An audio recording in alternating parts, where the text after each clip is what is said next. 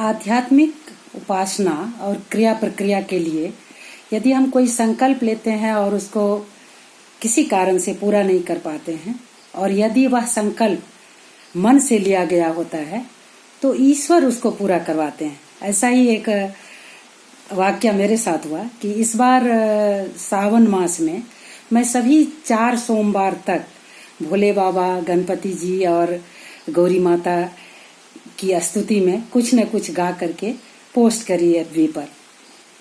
किंतु अंतिम सोमवार के संबंध में मैं सोच करके रखी थी कि अंत करूंगी नमामि स्मीशान निर्वाण रूपं रुद्राष्टक स्तुति से।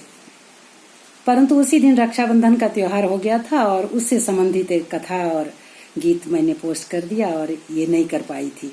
यद्यपि मैं गाई थी पूजा के समय, सायंकालीन पूजा के समय,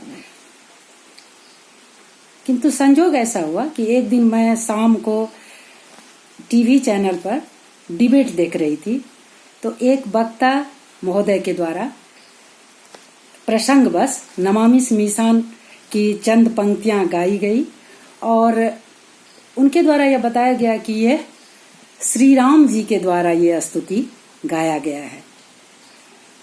तो मुझे, यद्यपि मैं कोई तुलसी साहित्य की मर्मज्ञ नहीं हूँ, ज्ञानी नहीं हूँ और ना ही रामायणी हूँ और ना ही ज्ञानी ध्यानी हूँ, किंतु पूजा उपासना के समय मैं रामचरितमानस का पाठ करती हूँ तो मुझे ये पता था कि ये किनके द्वारा यह स्तुति की गई है तो यह रामचरितमानस का ही उत्तरकांड में उल्लेखित है।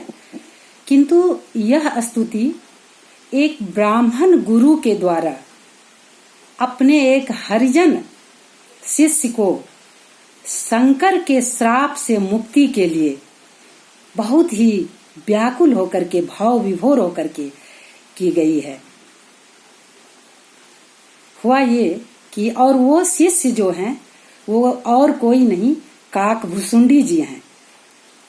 काकभुसुंडी जी जब गरुड़ जी को रामचरितमानस की कथा सुना रहे हैं और सुनाते सुनाते गरुड़ ज्ञानी जब संदेह से मुक्त हो गए और मन निर्मल हो गया तो उन्होंने कहा कि हे काकभुसुंडी जी, अब मुझे ये बताइए कि आप इतने अच्छे ज्ञानी हैं, राम के परम भक्त हैं, फिर ये काक शरीर आपको क्यों मिला? तो उसी पर काकभुसुंडी जी उनको अपनी कथा सुनाने लगे कि क्यों मिला। वो कहते हैं ये गरुड़ जी, कारण कवन देह यह पाई, तात सकल मोहि कहऊं बुझाई। तो काकभुसुंडी जी उस पर कहते हैं कि एक कल्प में, एक कलयुग में मैं अयोध्या में अवतार जन्म हुई थी मेरी और मैं बहुत बड़ा शिव भक्त था। किंतु मैं शिव का तो भक्त था परंतु और देवताओं की मैं निंदा किया करता था और राम का तो नाम भी नहीं सुनना चाहता था और मैं बहुत ही अहंकारी, घमंडी,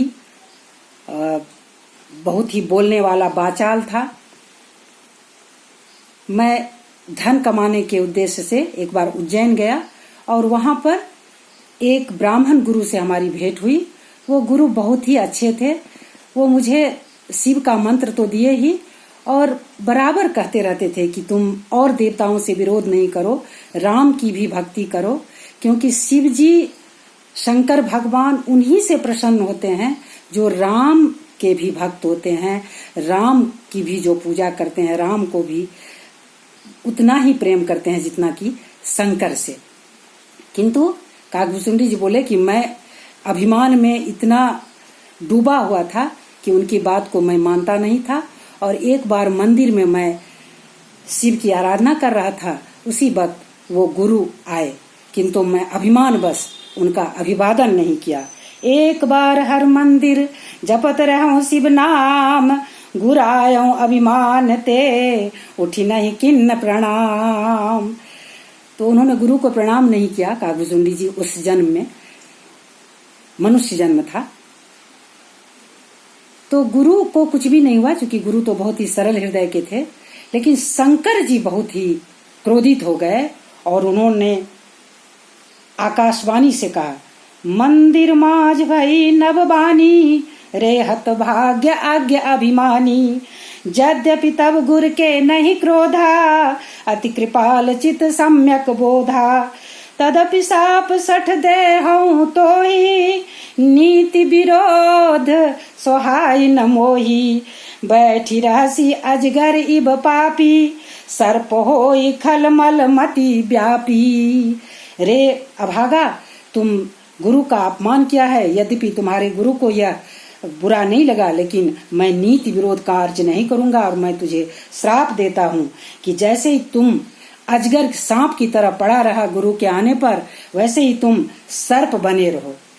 इसी श्राप को सुन करके वो गुरु, ब्राह्मण गुरु अत्यंत व्याकुल हो गए, दुखी हो गए और दंडवत बैठ करके, करी दंडवत सप्रेम द्विज, शिव सन्मुख कर जोरी।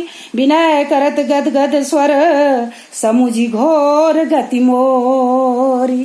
काकभूषण जी कहते हैं कि मेरी इतना बड़ा मुझे जो दंड मिला, या मेरी जो दुर्गति देख करके मेरे गुरु दंडवत प्रणाम करके भाव विभोर हो करके मुझे श्राप मुक्त करने के लिए शिव की आराधना करने लगे। और यही रुद्राष्टक स्तुति नमामि मीशान निर्वाण रूपं, विभुं व्यापकं ब्रह्म वेद स्वरूपं का उन्होंने गायन किया। मैं नेक्स्ट वीडियो में वो स्तुति करके भी अर्थ सहित उसको बताना चाहूंगी। अभी 2 पंक्ति। नमामि मीशान निर्वाण रूपं, विभुं व्यापकं ब्रह्म वेद स्वरूपं, निजं निर्गुणं निर्विकल्पं निरीहं, चिदाकाशमाकाश वासं भजेहं। इसके बाद ये स्तुति बड़ी है और यह स्तुति के बाद फिर शंकर जी ने क्या कहा, ये अगली कड़ी में मैं फिर चर्चा करूंगी। जय शंकर, जय श्री राम, जय शंकर, जय श्री राम।